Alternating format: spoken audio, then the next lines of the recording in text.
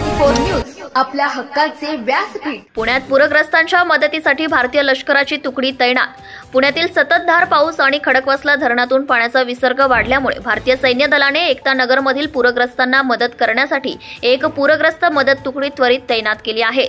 जिल्हाधिकारी कार्यालयाने आज सकाळी 9:15 वाजता भारतीय लष्कराच्या सहाय्याची मागणी केल्यानंतर त्वरित ही कार्यवाही करण्यात आली। पूरग्रस्त भागात तैनात केलेल्या या तुकडीत सुमारे 100 जवानांचा समावेश आहे।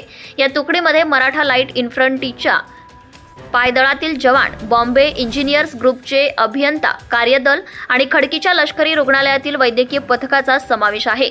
ही तुकडी बचाव नौका, मानवरहित स्वयंचलित हेलिकॉप्टर्स आणि इतर आवश्यक बचाव साधनांनी सुसज्ज आहे।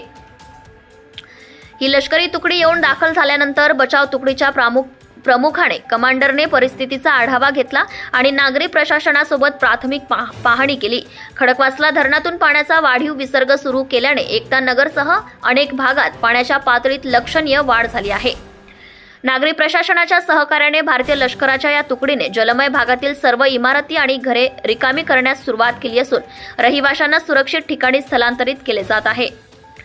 पूरग्रस्त भागाचा परिणामकारक आढावा घेऊन प्रभावी उपाययोजना करण्यासाठी क्वाडकॉप्टर आणि फुगवता येण्याजोग्या रबरी नौकांच्या सहाय्याने टेहळणी करण्यात येत आहे।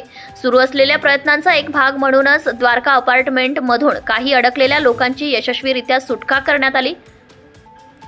रहिवाशांच्या सुरक्षिततेसाठी मोठ्या प्रमाणात पाणी साचलेल्या निवासी इमारतींमध्ये आपत्कालीन निर्गमन व्यवस्था देखील तैनात केली आहे।